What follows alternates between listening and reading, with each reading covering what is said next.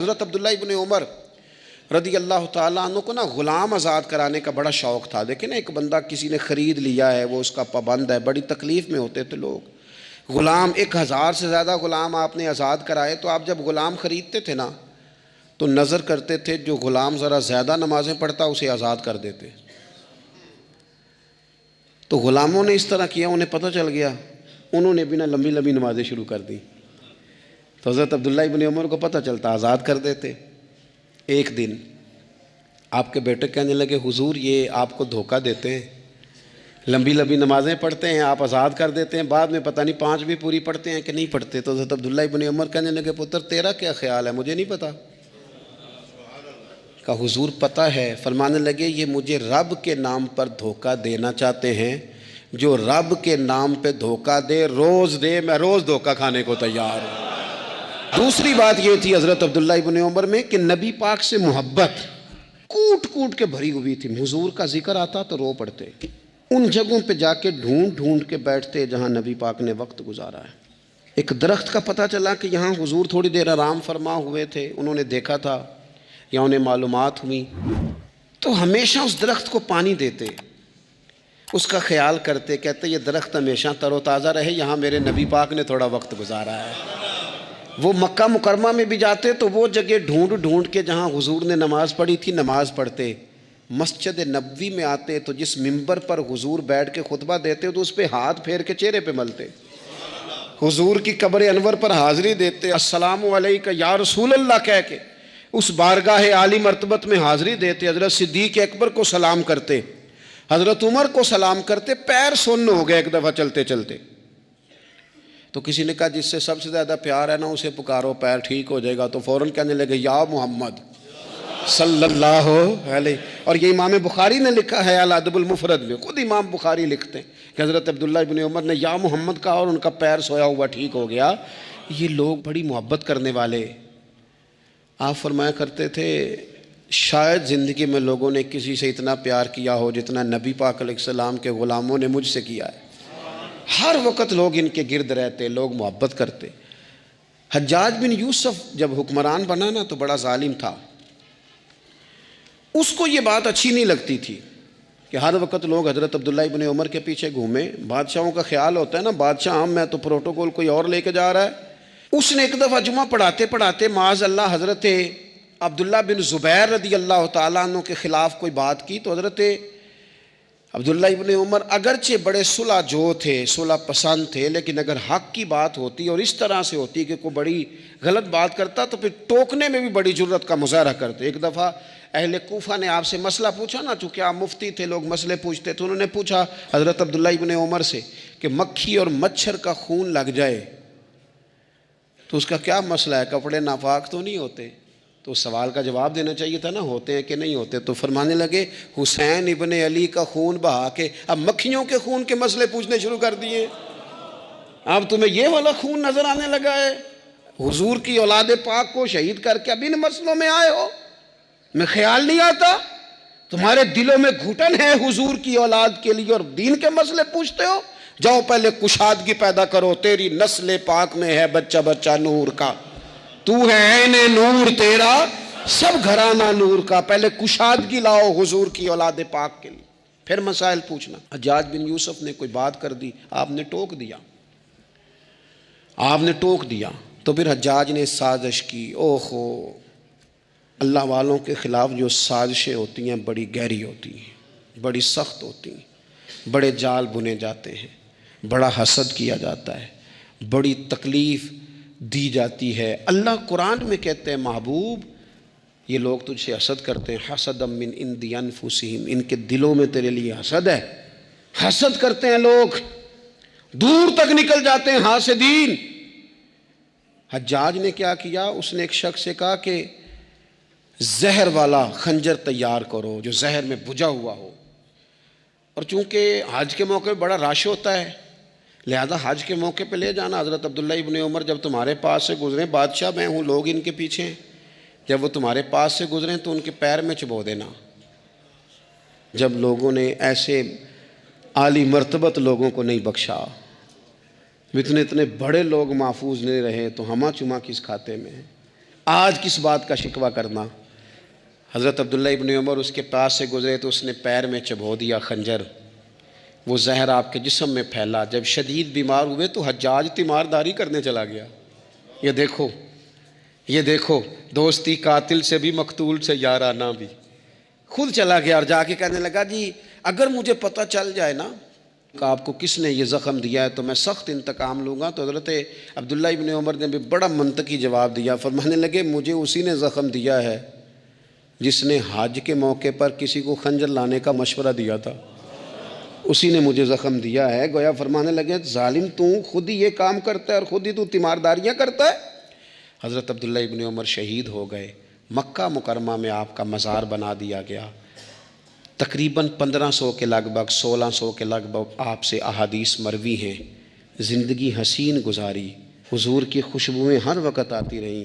حضرت عائشہ صدیقہ، حضرت حذیفہ، حضرت جابر بن عبداللہ، یہ تینوں جلیل القدر لوگ کہا کرتے تھے حضور کے بعد زمانے کی تبدیلی سے بڑے لوگ تبدیل ہوئے، لیکن جو لوگ حضور کے طریقوں پر پوری طرح قائم رہے ان میں بڑا نام حضرت عبداللہ ابن عمر کا ہے، بڑا نام۔ رات بھر عبادت کرتے اور دن کو ظہر سے عصر تک اللہ کی یاد میں مصروف رہتے۔ 3 باتیں اپنی زندگی میں سمجھیں، ایک تو جس بات کا پتہ نہیں ہے اس کو کبھی ڈسکس نہ کریں، یہ ہمیں حضرت عبداللہ ابن عمر کی زندگی نے بتایا۔ اور دوسری بات یہ ہے کہ کوشش کریں، سخاوت کرنی ہے اللہ کی رضا کے لیے، تو اس میں اللہ کی رضا ہی پیش نظر ہو۔ اور تیسری بات یہ جتنا ہو سکے اپنے آپ کو حضور کے دروازے کے قریب کریں، نبی پاک کے رستوں کا مسافر بنے۔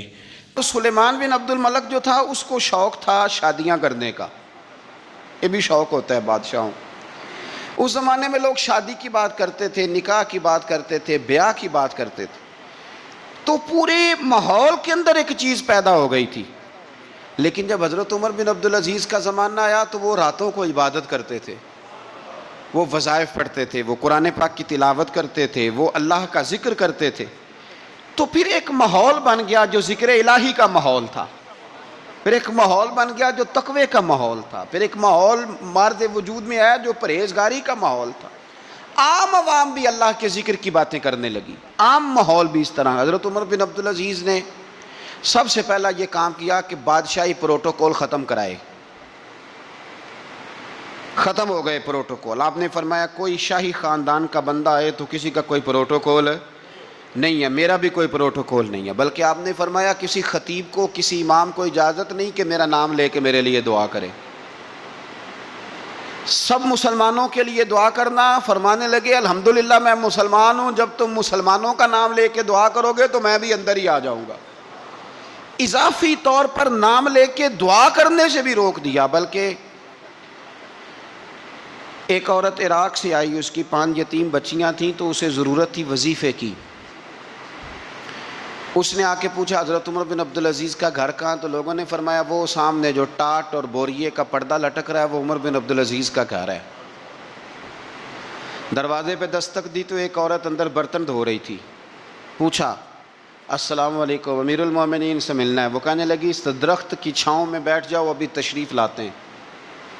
تھوڑی دیر گزری تو حضرت عمر بن عبدالعزیز آئے تو کنویں سے پانی نکال کے نا، سین میں کنواں تھا تو جو جگہ میں مٹی اڑ رہی تھی نا، گرد اڑ رہی تھی، ہوتا ہے نا عصر کے بعد لوگ پانی پھینکتے ہیں، وہاں پانی پھینکنے لگے، چھڑکاؤ کرنے لگے۔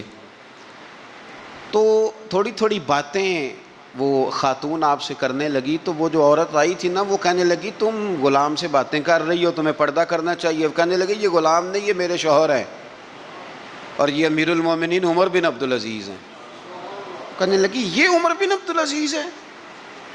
کہا ہاں یہ عمر بن عبدالعزیز ہے۔ تو وہ خاتون حاضر ہوئی، کھجوریں اس کو دی گئیں کھانے کے لیے۔ اس نے کہا حضور میری 5 یتیم بیٹیاں ہیں، مجھے وظیفہ چاہیے۔ جناب عمر بن عبدالعزیز نے ایک بیٹی کا نام پوچھا، ولدیت پوچھی، وظیفہ لکھا۔ عورت کہنے لگی اللہ تیرا شکر ہے میری بچی کا وظیفہ لگ گیا۔ دوسری کا نام پوچھا، ولدیت پوچھی، عمر پوچھی، وظیفہ لگایا۔ اللہ تیرا شکر ہے میری یتیم بچی کا وظیفہ۔ 4 بچیوں کے وظیفے عمر لکھتے رہے، خاتون اللہ کی حمد کرتی رہی۔ 5ویں کا لکھنے لگے تو کہنے لگی میں نے زمانہ بڑا دیکھا ہے پر عمر بن عبدالعزیز تیری طرح کا بندہ نہیں دیکھا۔ آپ فرمانے لگے اب میں 5ویں کا وظیفہ نہیں لکھتا، چاروں کا وظیفہ جا کے گورنر سے منظور کرا لے اور چاروں کو کہنا تھوڑا تھوڑا پانچویں کو بھی دے دے۔ حضور کیوں نہیں لکھتے؟ فرمایا جب تک تو حمد کے لائق رب کی حمد کر رہی تھی میں وظیفے لکھ رہا تھا، اب تو نے میری تعریفیں شروع کر دی۔ اپنی تعریف پر کیسے وظیفہ لکھوں؟ وہ تو حمد کے لائق ہے، اس کی حمد ہونی چاہیے، لیکن میں اپنی تعریف پر، اپنی خوشامد پر میں نہیں لکھتا۔ جا اللہ تعالیٰ تیری لیے بہتری کرے۔ وہ خاتون کہتی ہے میں وہاں سے آئی، مجھے مہینوں لگ گئے، سفر لمبا تھا، عراق پہنچی تو عراق کے گورنر کو جب میں نے وہ روکا دیا تو ان کی چیخیں نکل گئی، تڑپ کے روئے۔ میں نے کہا کیا ہوا؟ کہنے لگی بی بی جس نیک آدمی نے تجھے یہ لکھ کے دیا تھا نا، چند دن ہوئے ان کا انتقال ہو گیا۔ عمر بن عبدالعزیز پردہ فرما گئے۔ وہ خاتون پھر روئی، کہنے لگی یتیم بیٹیوں کا اب کیا بنے گا، اس رکے کا کیا بنے گا؟ تو آپ فرمانے لگے بی بی جب امیر عمر بن عبدالعزیز جیسا ہو تو گورنروں کو بھی اللہ کچھ توفیق دے ہی دیتا ہے۔ اگر انہوں نے تیرا وظیفہ زندگی میں لکھا تھا تو فکر نہ کر، جب تک میں زندہ رہوں گا وظیفہ پہنچتا رہے گا۔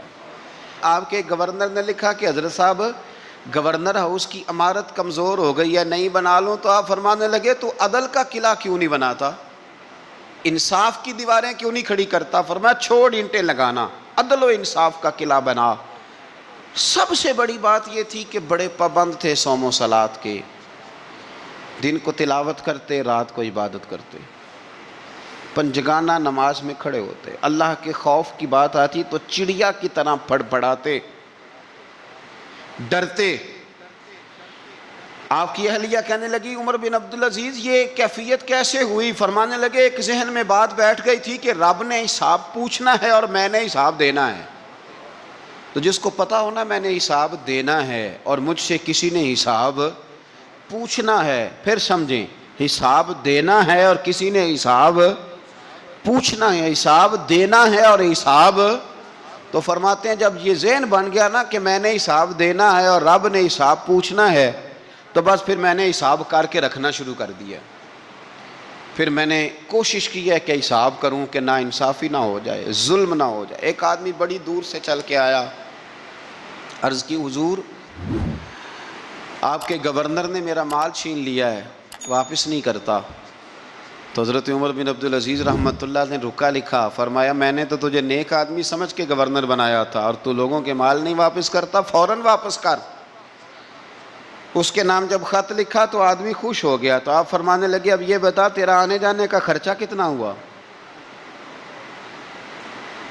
عرض کی حضور کیا مطلب؟ آپ فرمانے لگے ایک تجھ پہ ظلم ہو اور دوسرا تیرے اوپر اور خرچے ڈالے جائیں۔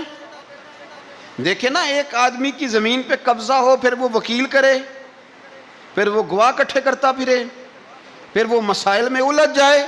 جناب عمر بن عبدالعزیز نے ہمیں ایک سوچ عطا فرمائی، فرمایا ایک تیرے اوپر ظلم ہوا، ایک تجھے اتنی تکلیف ہوئی یہاں آنے کی، اور ایک تیرا خرچ ہوا، بتا کتنے پیسے؟ عرض کی حضور میرا تو لاکھوں کا مال آپ نے واپس کرا دیا ہے، اب چھوڑے خرچے کو۔ فرمایا نہ بھائی، یہ میرے رسول کائنات کا دین ہے، اس میں ہم ہر شے کا حساب کر کے رکھیں گے۔ تیرا خرچ ہوا ہے، تیرا خرچہ ہوا ہے، تجھے آنا پڑا، تجھے جانا پڑا۔ اور دنیا کے منصفوں، فیصلے کرنے والوں، تھوڑا خیال تو کرو کتنے لوگ ہیں جو رول گئے بیچارے رستوں میں کچہریوں کے، جو عدالتوں کے چکر لگا لگا کے تھک گئے، جن کی اولادیں تڑپ اٹھیں، مکان بک گئے، انہوں نے اپنے حقوق کیا لینے تھے، ان کی تو باقی چیزیں بھی چلی گئیں۔ فرمایا خرچہ بتا کتنا ہوا؟ عرض کی حضور 60 دینار تقریباً۔ فرمایا اسے مال خزانہ سے 60 دینار بھی دو۔ پھر فرمایا میری جیب سے اسے 50 اور دو تاکہ یہ آنے جانے میں مزید روٹی کھا سکے، گوشت کے ساتھ روٹی کھائے۔ اور پھر فرمایا معاف کر دینا، حکومت عمر بن عبدالعزیز کی تھی پر تجھے بڑی تکلیف اٹھانی پڑی، اذیت اٹھانی پڑی۔ یارو اس رنگ میں اس شخص نے حکومت کی، اس انداز میں، اور سب سے بڑھ کر بنو امیہ میں سے تھے، لیکن میرے رسول پاک کی اولاد سے جو پیار، حضور کی نسل سے، کسی نے آپ کے سامنے کہہ دیا، امام جلال الدین سیوطی نے اس کو لکھا ہے، کسی نے عمر بن عبدالعزیز رضی اللہ تعالیٰ عنہ کے سامنے کہہ دیا یزید امیر المومنین تھا، مومنوں کا امیر تھا، فرمایا پکڑو اس بدذات کو 20 کوڑے مارو، پکڑو اس نالائق کو، اسے 20 کوڑے مارو، یہ نبی پاک کے خاندان کے قاتل کو امیر المومنین کہتا ہے۔ یہ فتویٰ جناب عمر کا۔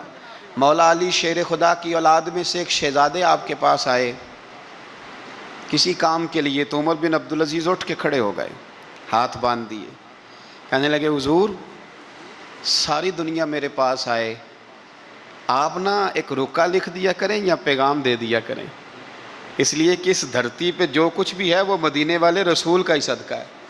حضور کی اولاد سے پیار، نبی پاک صلی اللہ علیہ وسلم کے خاندان کے ساتھ محبت۔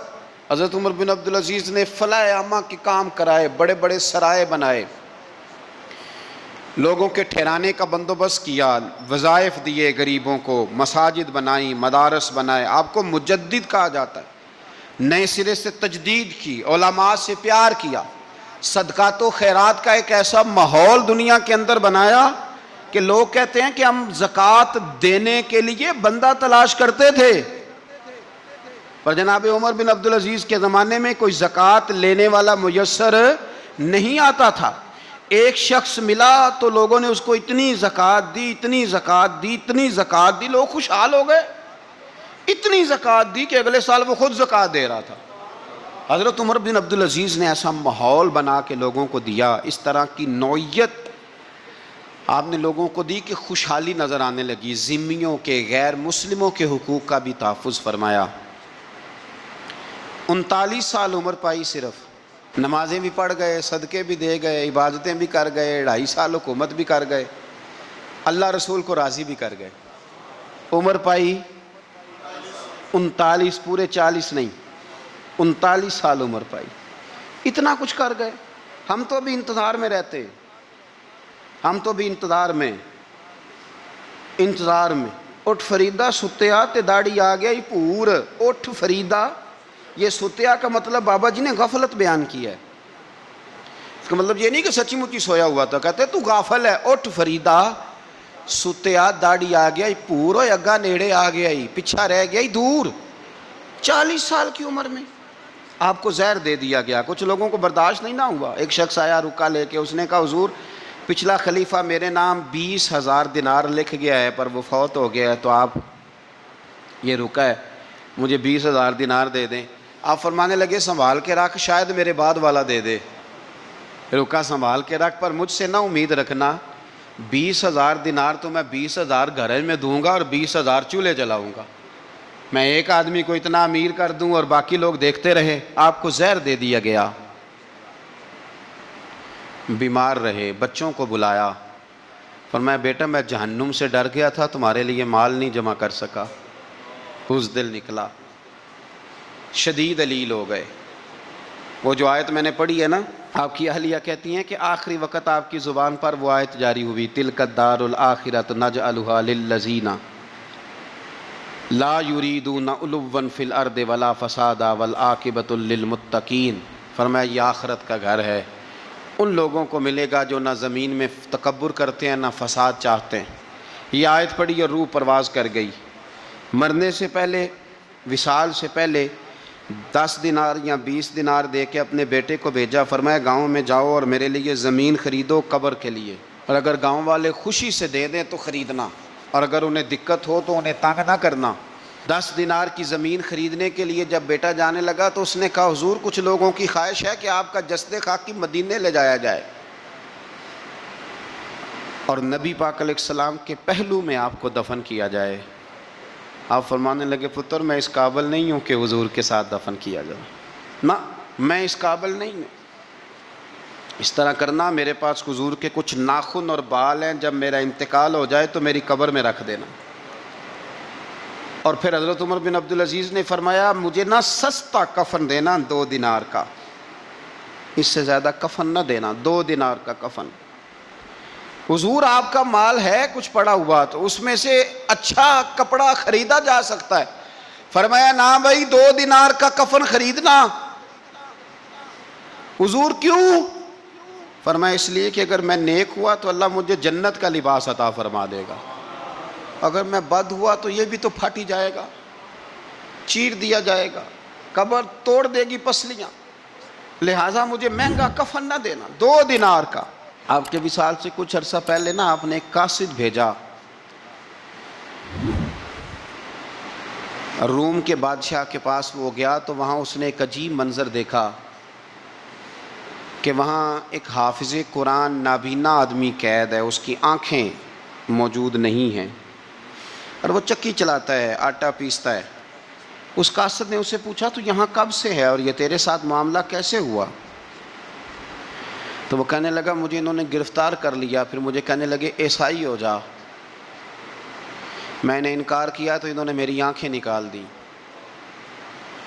اب میں صبح شام یہ تھوڑا سا کام کرتا ہوں، چکی پیستا ہوں تو روٹی دے دیتے ہیں۔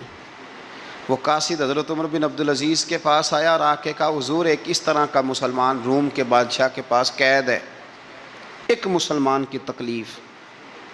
حضرت عمر بن عبدالعزیز نے جب سنا تو رو پڑے، فرمایا وہ قید ہے اور وہاں قید ہے اور ہم یہاں آرام سے بیٹھے ہیں۔ فوراً رکا لکھا قاصد سے کہنے لگے واپس جا، روم کے بادشاہ کو جا کے کہہ کہ اس نابینا قیدی کو فوراً آزاد کرے، ورنہ میں ایک ایسا لشکر بھیجوں گا کہ اتنا بڑا لشکر بھیجوں گا کہ اس کا پہلا آدمی تیرے پاس ہوگا اور آخری میرے پاس ہوگا، اور تجھے پھر وہ بندہ چھوڑنا پڑے گا، تو ابھی چھوڑ دے، میں تجھے پیغام دے رہا ہوں۔ وہ قاصد کہتا ہے جب میں رکا لے کے پہنچا، ظاہر ہے بڑا لمبا سفر ہوتا تھا، آنے جانے میں مہینوں بھی لگ جاتے تھے۔ کہتے ہیں میں نے رکا دیا تو اس نے پڑھا، کہنے لگا میری طرف دیکھ کے رکا میں نے پڑھ لیا ہے، علماء علماء کو جانتے ہیں، تاجر تاجروں کو جانتے ہیں، تو بادشاہ بھی بادشاہوں کو جانتے ہیں۔ فرمایا تم مسلمان ہو، میں نہیں ہوں، پر اتنی تم اس درویش کی قدر کرتے ہو، میں تم سب سے بڑھ کر قدر کرتا ہوں۔ میں اس بندے کو لشکر لے کے آنے کی تکلیف نہیں دوں گا، میں ویسے ہی قیدی آزاد کرنے لگا، تم لے جاؤ۔ کہتے ہیں مجھے چند دن وہاں رہنا پڑا، کچھ لوازمات تھے جن کے لیے رکنا پڑا۔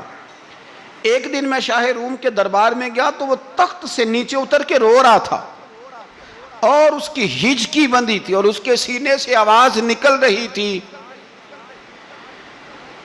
میں نے پوچھا لوگوں سے کیا ہوا، کہنے لگے خود ہی پوچھ لو۔ میں نے جا کے کہا بادشاہ کیا ہوا، کیوں رو رہے ہو؟ تو کہنے لگا آج دھرتی کا حسن اٹھ گیا ہے، آج سنگار ختم ہو گیا، آج دھرتی کا حسن اٹھ گیا۔ میں نے کہا کیا ہوا؟ کہنے لگے عمر بن عبدالعزیز انتقال کر گئے، تمہارا امیر چلا گیا۔ تو میرے دل میں خیال آیا، میں نے آہ بھری، میں نے کہا پھر ہمارے لیے کیا حکم ہے؟ تو فرمانے لگے وہ چلتا پھرتا راہب تھا، لوگوں کے پاس کچھ نہیں ہوتا تو وہ فقیر ہوتے ہیں، پر اس کے قدموں میں تو خزانے تھے، پر وہ پھر بھی فقیر تھا۔ فرمایا اس کا حکم اگر میں زندگی میں مانتا تھا تو مرنے کے بعد بھی بات مانی جائے گی، تمہارا قیدی بھی تمہیں واپس کیا جائے گا اور عمر بن عبدالعزیز کی بات بھی سنی جائے گی۔ کسی نے حضرت عبداللہ ابن مبارک سے کہا آپ بڑے زاہد ہیں، آپ نے دنیا چھوڑ دی۔ فرمایا میں تو عالم فاضل ہو کے زاہد ہوں، زاہد تو اصل میں عمر بن عبدالعزیز تھے جو بادشاہ ہو کے زاہد تھے۔ مالک بن دینار بھی کہتے تھے وہ بادشاہ ہو کے زاہد ہیں۔ ان کا انتقال ہوا تو خواجہ حسن بصری فرمانے لگے آج دنیا سے بہترین آدمی چلا گیا۔ حضرت سیدنا امام احمد بن حنبل فرمایا کرتے تھے جو عمر بن عبدالعزیز کا ذکر کرے رب تو اس پر بھی رحمت نازل فرمائے گا۔ ارے یہ تو وہ شخص ہے کہ جب تک موجود تھا تو حسن موجود تھا، اور آج بھی ان کا ذکر کریں تو اللہ دلوں میں نور پیدا کر دیتا ہے۔ حضرت عمر بن عبدالعزیز رحمۃ اللہ علیہ تو وہ نیک آدمی تھے کہ ایک شخص آپ سے گفتگو کر رہا تھا، سرکاری بات چیت ہو رہی تھی تو چراغ بھی سرکاری جل رہا تھا۔ اس نے پوچھا حضور چلے سرکاری بات تو ختم ہوئی، طبیعت کیسی، حال کیا؟ فرمایا ٹھہر جو، ایک چراغ بند کر کے دوسرا جلا لیا۔ اس نے کہا حضور یہ کیا؟ آپ فرمانے لگے وہ سرکاری چراغ تھا، یہ میرا ذاتی ہے۔ جس شخص نے اتنی باریک بینی کے ساتھ تقوی اختیار کیا ہو، نبی پاک سے اتنی محبت کی ہو، دعا کرتے ہیں اللہ ان پہ کروڑوں رحمتیں فرمائے، اللہ ان پہ بے حساب برکتوں کا نزول فرمائے۔ دو باتیں حضرت عمر بن عبدالعزیز کی زندگی میں ہمیشہ غالب رہی، ایک تو دنیا ہونے کے باوجود دنیا سے دل نہیں لگا، یہ دو باتیں آپ نے یاد رکھنی، دل نہیں لگایا دنیا سے۔ مال تھا، دولت تھی، پر وہ اس چکر میں نہیں پڑے کہ یہ مہنگا جوڑا میرے گھر کیوں نہیں، یہ اعلیٰ کار کیوں نہیں، اب یہ والا میں نے گھر، ایک اینٹ پر دوسری اینٹ نہیں رکھی ساری زندگی، چونکہ وہ سمجھتے تھے زندگی مختصر ہے تو 40 سال کی زندگی میں ہی کمال کر گئے۔ اور دوسرا، حضرت عمر بن عبدالعزیز نے ہر وقت ایک چیز اپنے ذہن میں رکھی کہ مجھے اللہ کے سامنے کھڑے ہونا ہے، اور وَلِمَنْ خَافَ مَقَامَ رَبِّهِ جَنَّتَانِ، جو رب کے سامنے کھڑے ہونے سے ڈرتا ہے رب اسے 2 جنتیں عطا کرتا ہے۔ تو لہٰذا یہ 2 باتیں ہمیشہ ذہن میں رکھیں، یہ اتنا بناؤ سنگار، ہر وقت اپنے آپ کو سجانا، گھر سنوانا، گاڑی، یہ وہ، اتنا اس چکر میں نہ پڑیں، اور دوسرا ایک ذہن بنائیں کہ دنیا سے ہم لوگوں کو جانا۔ حضور فرماتے ہیں موٹے موٹے گناہ گار آتے جائیں گے، کالی کملی کے نیچے چھپاتا جاؤں گا، جنت میں بھیجتا جاؤں گا۔ وہاں قیامت میں تیری معافی نہیں ہو رہی، تو یہاں نہیں مان رہا۔ بریلی کے امام فرماتے ہیں آج لے ان کی پناہ، آج مدد مانگ ان سے، کل نہ مانیں گے قیامت میں اگر۔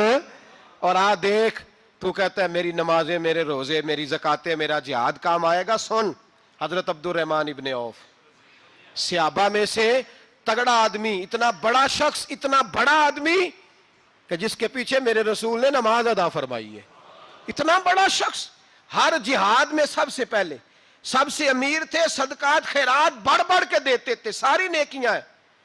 ایک بی بی نبی پاک کے لیے ایک قمیض بنا کے لائی، ایک حدیث یہ ہے، یہ بخاری مسلم ہے، ایک حدیث یہ ہے کہ چادر بنا کے لائی، چادر بنا کے لائی، بڑے اچھے نقار نکالے، دروازہ رسول پہ آئی، حضور میری قبول کر لیں۔ نبی پاک نے چادر اوڑی، اگرچہ ان کا نام شارحین نے لکھا ہے، صحیح حدیث میں صرف ایک صحابی کے لفظ ہے۔ شارحین کہتے ہیں کہ وہ عبد الرحمن ابن عوف تھے، چلو یار کوئی اور بھی تھے تو صحابی تو تھے نا، صحابی سے زیادہ تو نیک عمل ہم نہیں نہ کر سکتے۔ وہ صحابی تھے، یہ حضرت عبد الرحمن ابن عوف تھے، آئے، آ کے کہنے لگے یا رسول اللہ بڑی پیاری لگ رہی ہے آپ کو چادر۔ حضور بنانے والے نے تو بڑی بنائی تھی، پر جب آپ پہ آئی ہے پھر تو نورون علی نور ہی ہو گئی ہے۔ حضور بڑی پیاری، کیا بات ہے، کیا بات ہے، مکھ چند بدر شاہ شانی ہے، متھے چمک دی لاٹ نورانی ہے، کالی زلف تے اکھ مستانی ہے، مخمور اکھی ہیں مد بریاں۔ سبحان اللہ، سبحان اللہ، سبحان اللہ، ما اجملکا ما اکملکا۔ اور جو آخر میں بات کی وہ بڑی بڑی منفرد ہے، کتھے مہر علی تے کتھے تیری ثنا، مشتاق اکھی کتھے جاڑیاں۔ پھر کہنے لگے کوئی مثل نہ ڈھولن دی، تو چپ کر مہر علی ایتھے جا نہیں بولن دی، تو چپ کر مہر علی ایتھے جا نہیں لم جاتی نظیر کا فی نظر مثلے، تو نشد پیدا جانا ایتھے جا نہیں بولن دی۔ جناب عبد الرحمن، حضور کیا بات ہے، والضحیٰ واللیل اذا سجا، حبیب کیا بات ہے۔ حضور نے فرمایا تجھے اچھی لگ رہی ہے؟ کہا حضور بڑی اچھی لگ رہی ہے، قربان جاؤں، کون دیتا ہے دینے کو منہ چاہیے، دینے والا ہے سچا ہمارا نبی۔ حضور نے فوراً چادر اتاری، کہا عبد الرحمن لے لو، دے کے حضور چلے گئے۔ صحابہ گرد کٹھے ہوئے، محفل کا رنگ ہی بدل گیا۔ تھوڑی دیر پہلے مسکراہٹ تھی، ایک صحابی غصے سے بولے، کہنے لگے عبد الرحمن یار تو تگڑا بندہ ہے، تو چاہے تو ابھی باہر جا کے 100 چادر اس طرح کی خریدے، حضور تو کسی کی قبول ہی نہیں کرتے، بڑی مشکل سے کسی کی چیز لیتے ہیں، غریب کا خیال رکھتے ہیں۔ حضور نے قبول کر لی تھی تو عجیب آدمی ہے، تو نے مانگ لی، یہ خیال نہیں آیا۔ پہلے مسکراہٹیں تھیں جب حضور اور جناب عبد الرحمن، اب سنجیدگی آئی۔ اب سنجیدگی کے فوراً بعد جب صحابی نے سوال کیا تو محفل میں آنسو آ گئے۔ حضرت عبد الرحمن رو پڑے، نمازیں بھی ہیں، جہاد بھی ہے، پر فخر نہیں کسی بات پہ، رو پڑے، کہنے لگے او بیلیا تیرا کیا خیال ہے، میں نے اوڑھنے کے لیے لی ہے، پہننے کے لیے لی ہے؟ فرمانے لگے نہیں، اللہ کی عزت کی قسم، میں نے تو اس لیے لی ہے جب مروں گا تو گھر والوں کو کہوں گا مجھے نبی پاک کی چادر میں کفن دینا، اٹھانا بخاری پڑھنا، حضور کی چادر میں کفن دینا، اس لیے کہ مجھے پتا ہے جب مصطفیٰ کی چادر اوڑھ کے جاؤں گا تو اللہ بے حساب ہی بخشش فرما دے گا۔ تو نبی پاک کے وسیلے کا قائل نہیں، یہاں چادر کی بات ہو رہی ہے۔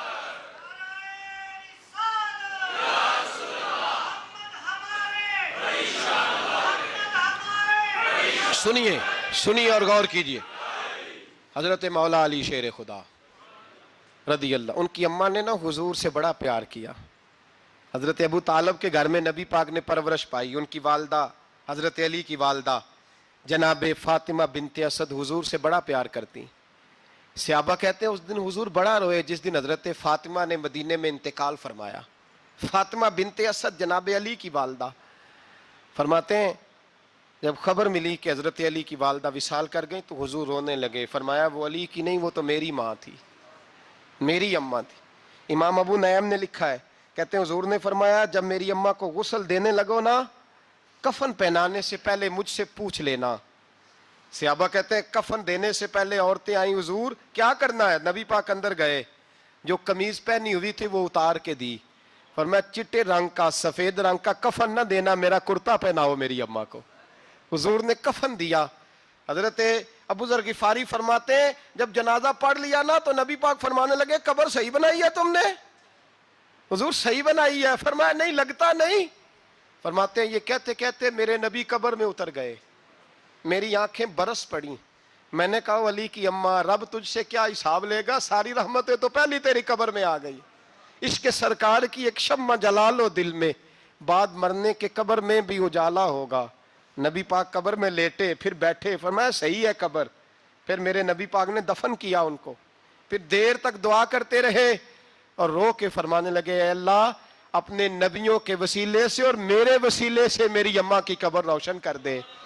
حضرت ابو ذر فرماتے ہیں کسی کا دل نہیں کرتا اس کی ماں مرے، آج میرا دل کرتا تھا کاش میری مر جاتی، یہ فضیلت میری اماں کو نصیب ہوتی.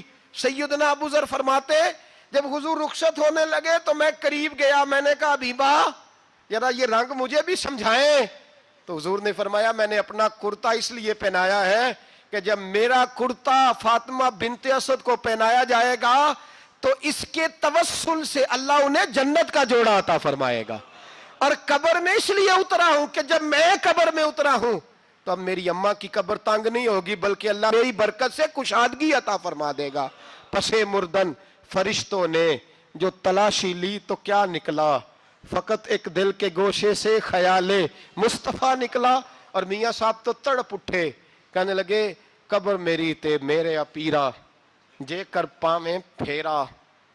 قبر میری تے چلو زندگی میں بھی دعا رہی، زندگی میں بھی دعا رہی کہ تو آئے. میں کو جیتے میرا دل بر سونا کیوں کر اس نو بھاواں، وہ ویڑے میرے وڑدا نہ ہی میں پئی لکھ وسیلے پاواں.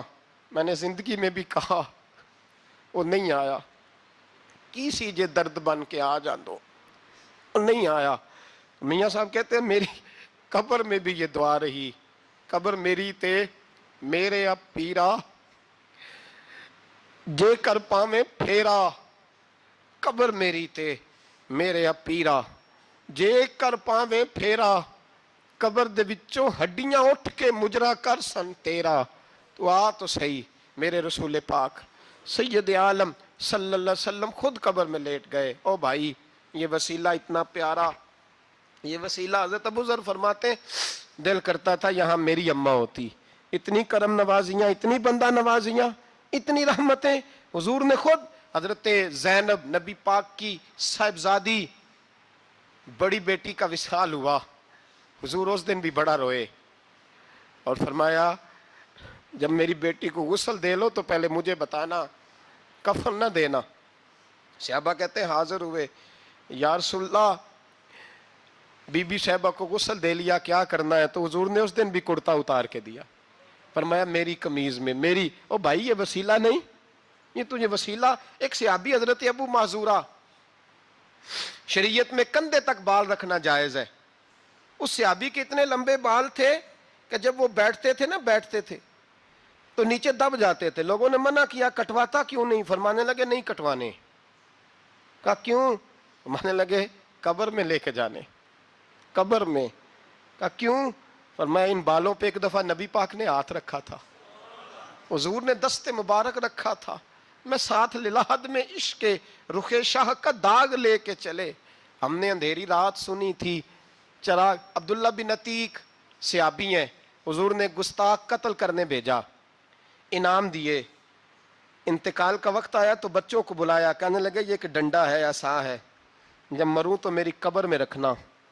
کہا ابا جی سنا نہیں کبھی کسی نے ڈنڈا قبر میں رکھا ہو عصا، آپ کی قبر میں کیوں رکھے ہیں؟ فرمایا بیٹا تمہیں پتہ نہیں، یہ معمولی نہیں، یہ وہ ہے جو میرے رسول نے مجھے دیا تھا، یہ میری قبر میں، قبر میری تے میرے اب پیرا جے کر پاویں پھیرا، قبر دے وچوں ہڈیاں اٹھ کے مجرا کن سن تیرا، پسے مردن فرشتوں نے جو تلاشی لی تو کیا نکلا، فقط ایک دل کے گوشے سے خیال حضرت انس بن مالک کہتے ہیں مر جاؤں تو حضور کے منہ مبارک میری زبان کے نیچے رکھ دینا۔ حضرت امیر معاویہ فرماتے ہیں میرے پاس حضور کے ناخن ہے، جب میں مروں تو میرے کفن میں رکھ دینا۔ میرے اعلیٰ حضرت فرماتے ہیں ہمارے پاس کوئی شے نہیں، کوئی شے نہیں، نہ ہمارے پاس حضور کے بال مبارک، ہم کم نصیبوں کے پاس، ہم غریبوں کے پاس نہ منہ مبارک، تو حضور آپ کے پاس کیا ہے؟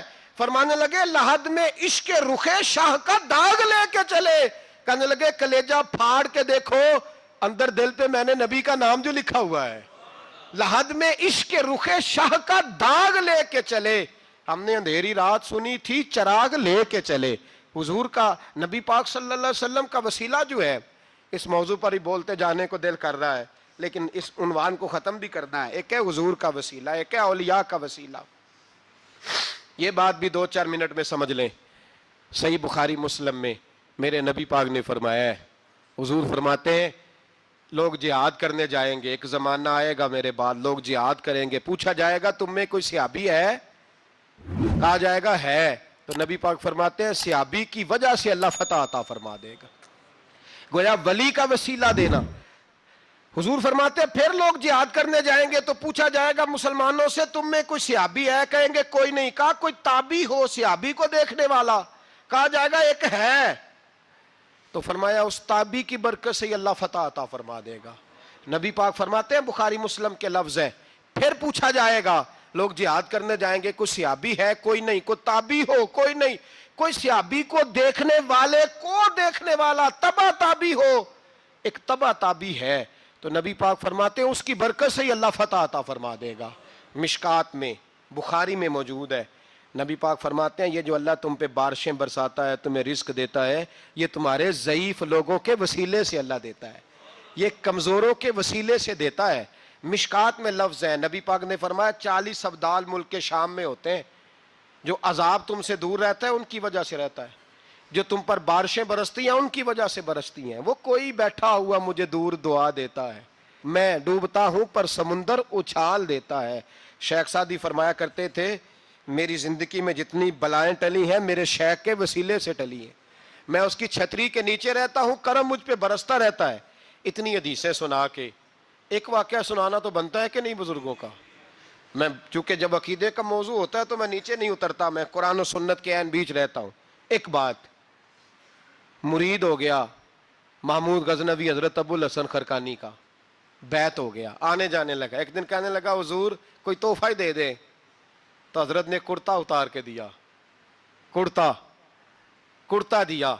یہ کسی کے پاس ہو تو بڑی نعمت ہوتی ہے، کسی بزرگ کا کوئی تبرک، کرتا دیا۔ فرمایا جب بہت زیادہ کوئی مسئلہ بن جائے تو کرتا سامنے رکھ کے دعا کرنا، اللہ تجھے فتح دے گا۔ محمود سومنات کے مندر توڑ رہا تھا، 2-4-5 دفعہ حملہ کیا، فتح نہیں ہوتی، اپنے شیخ کا جبہ رکھا ہے، اللہ اس کی برکت سے ہی فتح دے دے۔ کہتا میں نے جبہ رکھ کے دعا مانگی، اگلے دن حملہ کیا تو اللہ نے فتح عطا فرما دی۔ محمود کہتا فتح ہو گئی، میں رات کو سویا، حضرت ابو الحسن خرقانی خواب میں ملے، اور بابا جی کو میں نے دیکھا تو چہرے پہ جلال ہے۔ میں نے کہا حضور آپ ناراض ہیں؟ کہنے لگے محمود تو نے کوئی قیمت نہیں ڈالی میرے کرتے کی۔ یہ جملہ آپ کو زیادہ سمجھ آئے گا۔ کہنے لگے تو ککھ مول نہیں پایا، کوئی قیمت نہیں ڈالی تو نے میرے کرتے کی، بس ایک فتح۔ کہ حضور کیا مطلب؟ فرمانے لگے یہ میرے وجود سے لگا ہوا جبہ تھا، میں وہ شخص ہوں جس نے زندگی بھر وہ کام کیا جس میں اللہ رسول راضی ہیں، اپنے آپ پہ پابندیاں لگا کے رکھی ہیں، رب نے اپنے فضل سے بڑا نوازا ہے۔ فرمایا اگر تو میرا جبہ سامنے رکھ کے یہ دعا مانگتا نا، اے اللہ ہندوستان کے سارے ہندوؤں کو ایمان کی توفیق دے دے، اللہ نے سب کو کلمے کی توفیق دے دینی تھی۔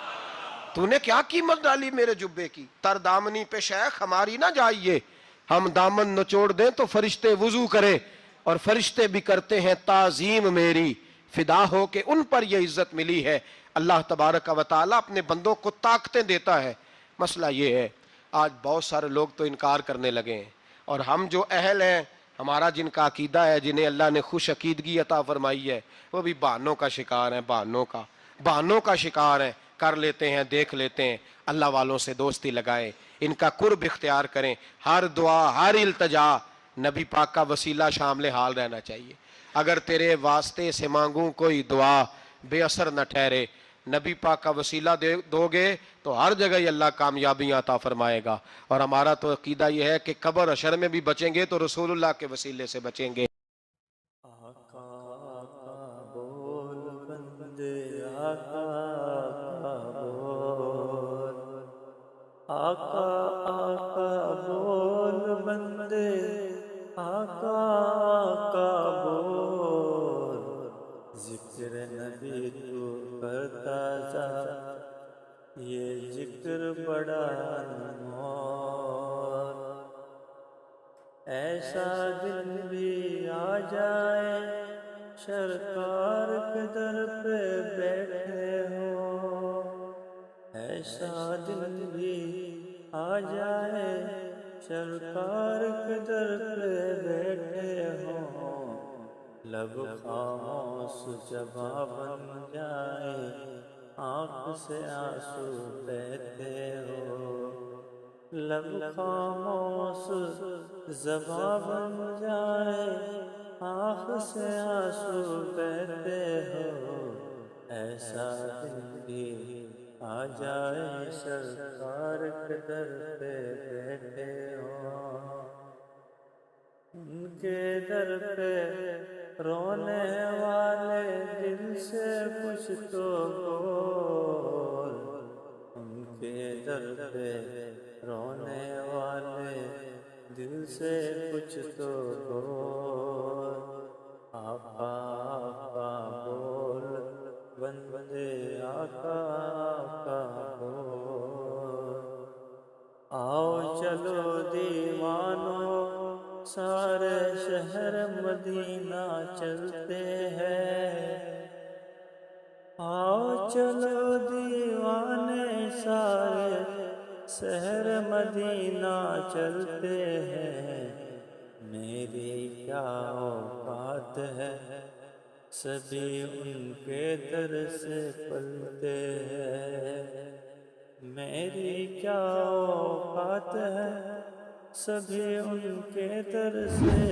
پلتے ہیں، غیروں کو بھی دیتے ہیں بن مانگے بن انمول، غیروں کو بھی دیتے ہیں بن مانگے بن انمول، آقا آقا بول بندے آقا آقا بول، آقا آقا بول بندے آقا آقا بول، ذکر نبی تو کرتا جا یہ ذکر بڑا انمول۔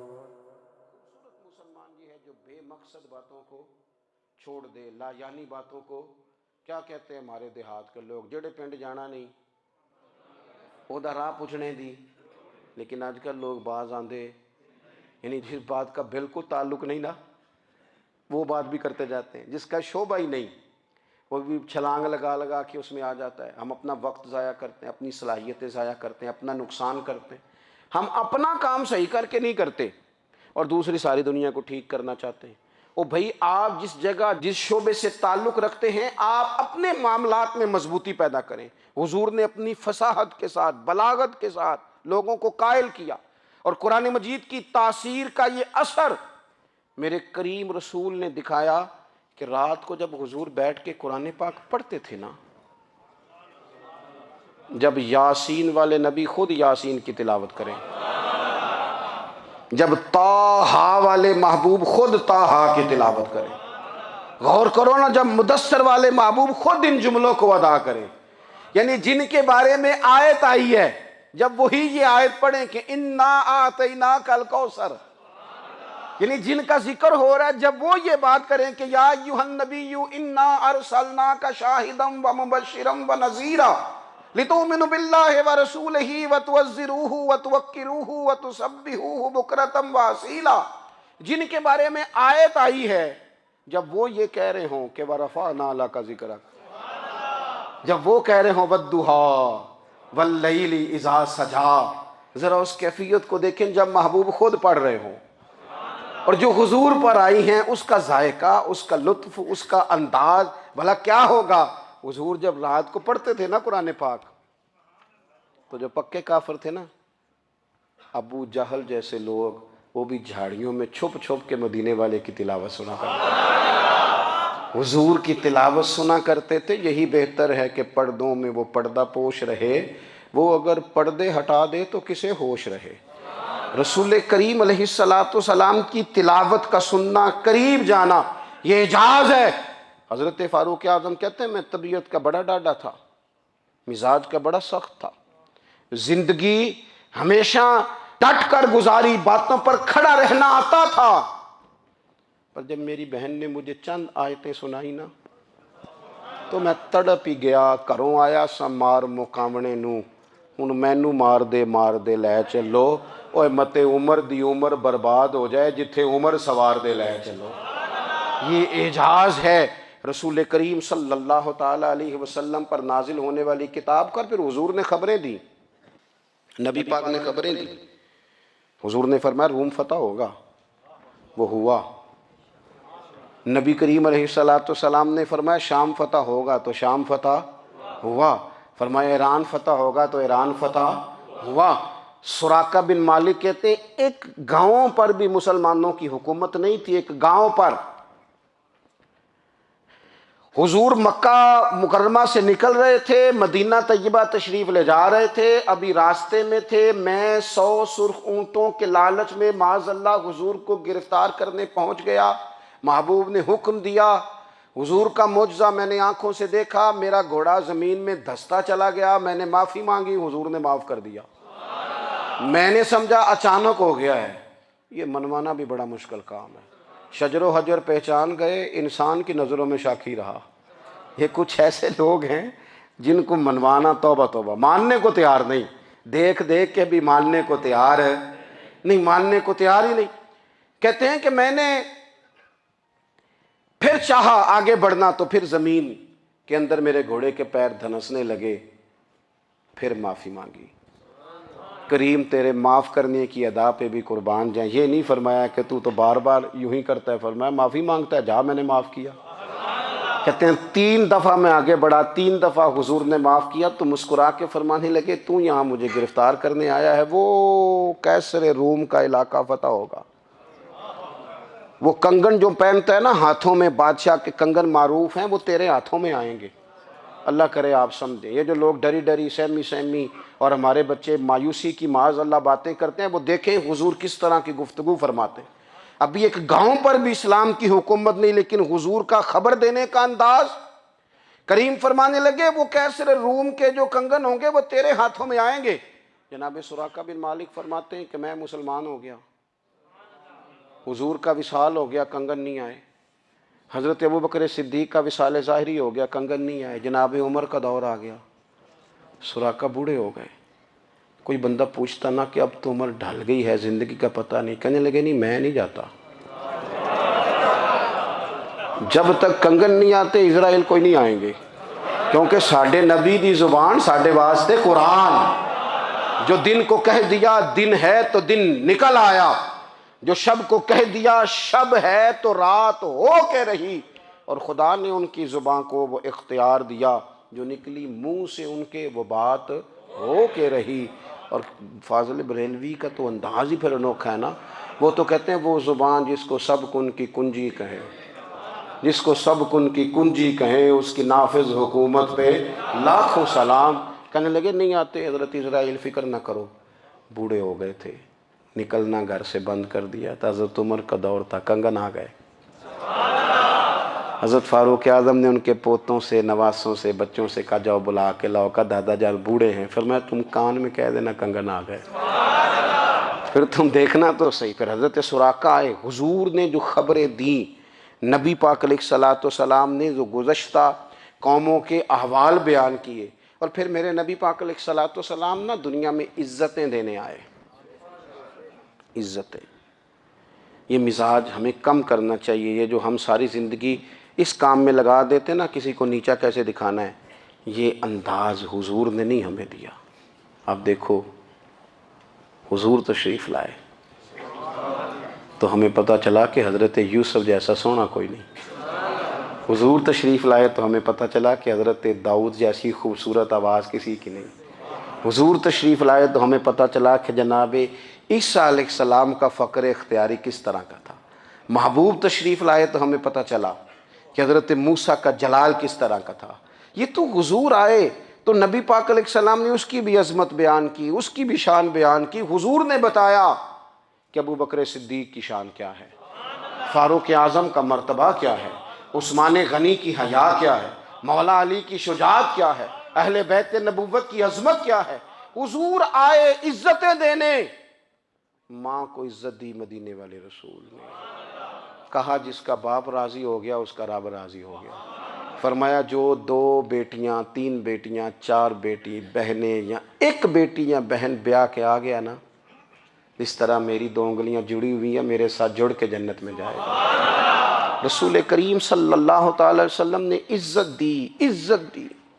حضور عزتیں دینے، کوئی اعزاز نہیں، ان پڑھ بندہ ہے، سادہ ہے، غریب ہے، مزدوری کرتا ہے، ہاتھوں پہ چھالے، یا رسول اللہ اس کا بھی کوئی اعزاز ہے؟ قربان جائیں، میرے کریم نے عزت دی، فرمایا محنت کر کے روزی کمانے والا تو اللہ کا دوست ہے، یہ اینٹیں اٹھانے والا، یہ مشقتیں کرنے والا، یہ صبح دیہڑی پہ جانے والا، یہ بیچارہ جو اچار سے روٹی کھاتا ہے، تو نے ہر شخص کی قسمت میں یہ عزت لکھی اور آخری خطبے کی صورت میں وصیت لکھی۔ رسول کریم نے ہر بندے کو اعزاز دیا، عظمتیں دی، حضور عزتیں دینے آئے، نبی پاک علیہ السلام نے اعزازات دیے، حضور نے نوازا۔ یہ ساری چیزیں میرے رسول پاک کی تشریف، اور پھر یہ جو حضور کے صحابہ اور اہل بیت ہیں نا، یہ بھی میرے نبی پاک کی نبوت کی دلیل ہے۔ اتنی جلدی انقلاب آیا نہیں کرتے، وہ کل تک جو رہزن تھے حضور نے راہبر بنا دیے، وہ لوگ جو کل تک ایک دوسرے کے گلے کاٹ کے کھاتے تھے، ایک دوسرے کو مارتے تھے، تکلیف پہنچاتے تھے، برادری ازم پہ لڑتے تھے، حضور نے بھائی بھائی بنا دیے۔ ایک پلیٹ میں کھانا کھانے لگے، سیدنا بلال حبشی، صہیب رومی، سلمان فارسی، حضور نے یوں کر کے ملا دیا۔ نبی کریم علیہ السلام نے تقسیمیں ختم کر دی دنیا میں، حضور کے صحابہ نے اپنا کردار اس طرح کا دکھایا، اتنا بلند کیا، اور صحابہ کرام علیہم رضوان اس کو دیکھ کر اتنی بلندیوں پہ گئے کہ گواہیاں اللہ کا قرآن دیتا ہے۔ فرمایا محمد الرسول اللہ والذین معہ اشداء علی الکفار رحماء بینہم تراہم رکعا سجدا یبتغون فضلا من اللہ ورضوانا۔ فرمایا یہ جو میرے محبوب کے ساتھ والے ہیں کافروں پر سخت ہیں، آپس میں نرم دل ہیں، تم جب بھی انہیں دیکھو گے سجدے کرتے دیکھو گے، رکوع کرتے دیکھو گے، تم انہیں دیکھو گے اللہ کی رضا کے متلاشی ہیں۔ انہیں ساری مادہ پرستی سے نکال کر محبوب نے رب کی رضا کے رستے پہ ڈال دیا۔ میرے نبی کریم سید عالم صلی اللہ تعالیٰ علیہ وسلم کی نبوت کے دلائل کے طور پر یہ ساری چیزیں آئیں۔ بس میں بات سمیٹنے لگا ہوں، حضور کا جو اخلاق ہے نا، وہ بھی نبی کریم علیہ الصلوۃ والسلام کی نبوت کی بہت بڑی دلیل ہے۔ وَإِنَّكَ لَعَلَىٰ خُلُقٍ عَظِيمٍ، محبوب ہم نے آپ کو نا خلق عظیم کا مالک بنایا ہے۔ کچھ لوگ سمجھتے ہیں صرف آپ کا بولنے کا انداز ٹھیک ہو تو آپ با اخلاق ہیں، نہیں بھائی، بولنے کا انداز ٹھیک ہونا با اخلاق نہیں، سچ بولنا اخلاق کی علامت ہے۔ آپ کا حق بات کرنا اخلاق ہے، آپ کا صحیح گواہی دینا اخلاق ہے، آپ کا اللہ تعالیٰ کی طرف سے آزمائش آنے پر صبر کا مظاہرہ کرنا اونچا اخلاق ہے۔ رب نعمت دے تو آپ کا وجود ڈھلتا جائے شکر میں، یہ اخلاق ہے۔ رب کریم اگر آپ کو کسی وقت کسی آزمائش میں اپنی حکمت سے ڈالتا ہے تو عزت نفس کو برقرار رکھنا، خودداری کو برقرار رکھنا، یہ اخلاق نبی پاک نے اعلیٰ ترین اخلاق کی بات بتائی، اعلیٰ ترین۔ حضور نے لوگوں سے بیعت لیتے وقت کہا تھا میرے ہاتھ پر بیعت کرو، چوری نہیں کرو گے۔ نبی پاک علیہ السلام نے مختلف امور پر بیعت لی۔ حضرت حکیم بن حزام کہتے ہیں حضور نے میرے ہاتھ پہ ہاتھ رکھ کے کہا میرے ہاتھ پہ ہاتھ رکھ کے بیعت کرو کہ کسی دنیا دار سے سوال نہیں کرو گے، خودداری سے زندگی گزارو گے، عزت نفس سے، جو رب نے تمہیں دیا ہے تم اس پر راضی رہو گے۔ لوگوں کی جیبوں کو ٹٹولنا، دوسروں کی دولتوں پہ راج کرنا، دوسروں کے مال پر نگاہیں ڈالنا اللہ کے حبیب نے پسند نہیں فرمایا۔ فرمایا بیعت کرو کہ تم کبھی کسی سے سوال نہیں کرو گے۔ حد ہو گئی۔ نبھانے والوں نے پھر اس عہد کو نبھایا اور کمال کر دی۔ حضرت حکیم بن حزام گھوڑے پہ بیٹھے تھے، ہاتھ میں درہ تھا، وہ زمین پہ گر گیا، قریب غلام کھڑا تھا۔ حضرت حکیم بن حزام خود گھوڑے سے اترے، درہ اٹھایا، دوبارہ گھوڑے پہ بیٹھے۔ غلام عرض کرنے لگا حضور مجھے بتا دیتے میں اٹھا کے دے دیتا۔ آنکھیں چمک اٹھیں، فرمانے لگے کیسے بتا دیتا؟ اپنے رسول سے وعدہ کیا ہے کبھی کسی سے سوال نہیں کروں گا، کبھی سوال نہیں کروں گا۔ اللہ کے محبوب نے ہمیں اعلیٰ اخلاقی قدروں کی بات ہمیں سکھائی ہے۔ ہم دیکھتے ہیں کہ بڑی جلدی 2 4 5 لوگوں کے غصہ دلانے پر ہم ساری اخلاقی حدوں کو کراس کر جاتے ہیں۔ دوستو ہمارا ایک ویژن ہونا چاہیے، ہمارے ذاتی رویے بڑے معتبر ہونے چاہیے۔ لین دین کے معاملات کے اندر مسلمانوں کو بڑا صاف ستھرا ہونا چاہیے۔ ہمیں اپنی معاشی زندگی میں روزمرہ کے معاملات میں ہماری توجہات کا مرکز صرف اللہ رسول کی ذات ہونی چاہیے۔ رب کریم نے اپنی حکمت سے کسی کو کتنا دیا ہے یہ اس کی حکمت کے تقاضے ہیں۔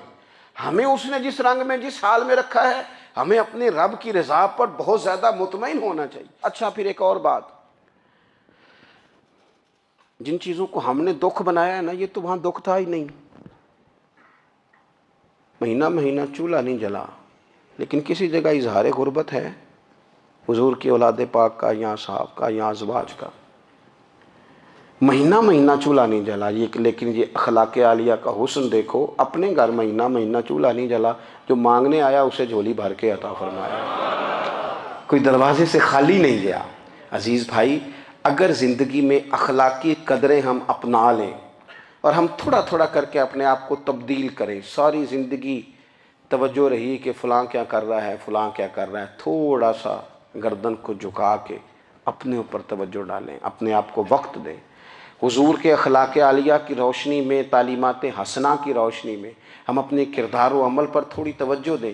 اس وقت بہت بڑی تعداد میں امت مسلمہ ہے، اور ایسا نہیں ہے کہ دولت نہیں ہے، دولت سے بھی سرشار ہیں۔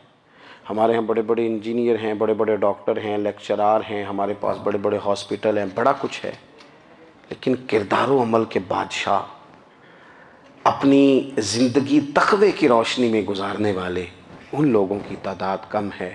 اگر کوئی آج بھی سارے کام نیک کرے لیکن جائیداد میں سے بیٹی کا حق رکھ جائے تو پھر اس نے کیا میلاد منایا ہے؟ اگر آج بھی جو 2 4 لوگ بیچارے اس کے زیر دست ہیں، ملازمین ہیں، ان کے ساتھ اس کا رویہ انتہائی سخت ہو تو اس نے کیا میلاد منایا؟ اگر آج بھی وہ برادری ازم کی بنیاد پر دوستیاں کرے اور چھوٹے بڑے کی وہ تقسیم رکھے، جسے حضور نے فرمایا کہ قبیلے تو تعارف کے لیے، ورنہ کسی عربی کو اجمی پر، گورے کو کالے پر کوئی فضیلت نہیں۔ اگر کوئی آج بھی اس برادری ازم کا قائل ہے پھر اس نے کیا میلاد منایا؟ اگر کوئی شخص آج بھی اپنے آپ کو مادہ پرستی میں پوری طرح دھکیل چکا ہے اور رضا الہی کا مسافر نہیں بنا تو اس نے کیا میلاد منایا؟ اپنی طبیعتوں میں روحانی تبدیلی اور وہ خاص افکار جو حضور اپنے غلاموں میں پیدا فرماتے ہیں، ان افکار کو پیدا کرنا، سوچوں کو بدلنا، سوچوں کو، نظریات کو بدلنا، اپنے روزمرہ کے معاملات کا جائزہ لینا کہ ہم کس طرح آگے بڑھ سکتے ہیں اور کس طرح ہم ایک بہترین امتی اور ایک بہترین مسلمان بن سکتے ہیں، اس پر توجہ دینا، یہ میلاد ہمیں سبق دیتا ہے۔ اللہ تعالیٰ مجھے اور آپ کو عمل کی توفیق عطا فرمائے۔ آخر دعوایا ان الحمدللہ۔